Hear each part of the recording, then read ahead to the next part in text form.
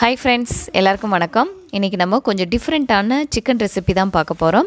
Devil chicken எப்படி செய்கிறதுன்னு பார்ப்போம். வாங்க வீடியோக்குள்ளே போகலாம். இப்போ டெவில் சிக்கன் செய்ய ஆரம்பிச்சிடலாம். நான் வந்து 1/2 கிலோ சிக்கன் எடுத்திருக்கேன். எலும்பும் கறியுமாக தான் எடுத்திருக்கேன். இதில் வந்து 1 ஸ்பூன் மிளகுத்தூள் சேர்த்துக்கிறேன். அதுக்கப்புறம் தேவையான அளவு உப்பு சேர்த்துக்கிறேன். அதுக்கப்புறம் சில்லி ஃப்ளேக்ஸ் சேர்த்துக்கிறேன். வரமிளகாவை வந்து மிக்சியில் போட்டு எடுத்தது.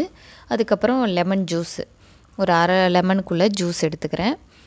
அதுக்கப்புறம் கார்ன்ஃப்ளவர் மாவு, ஒரு கோட்டிங்காக கார்ன்ஃப்ளவர் மாவு சேர்த்து இதை வந்து நல்லா பிரட்டி எடுத்துடலாம்.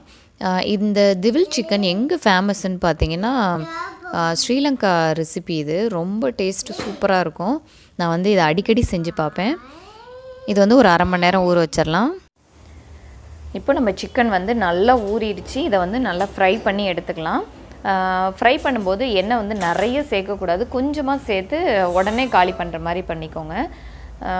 இந்த மாதிரி சிக்கன் வந்து சிக்கன் 65 மாதிரி பரட்டி எடுத்துடலாம் ஃபஸ்ட்டு.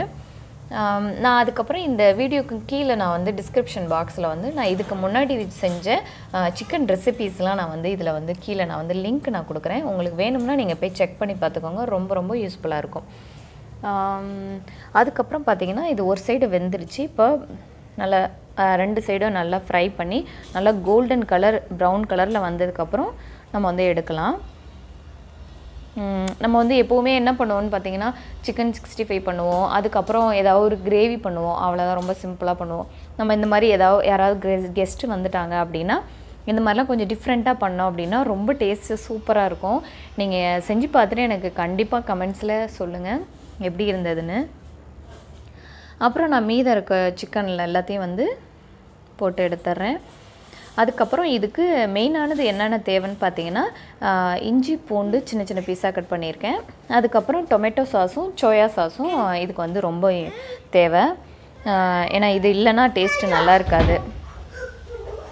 அதுக்கப்புறம் குடமிளகாவும் 2 கலர் குடமிளகாய் கட் பண்ணியிருக்கேன். அப்புறம் வெங்காயம் கட் பண்ணியிருக்கேன் க்யூபாக.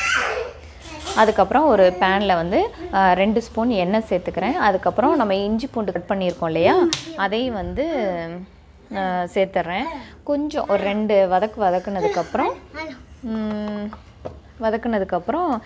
நம்ம கட் பண்ணி வச்சுருக்கோம் இல்லையா, இந்த குடமிளகாய் வெங்காயத்தெல்லாம் வந்து கொஞ்சம் நேரம் வதக்கி எடுத்துடலாம்.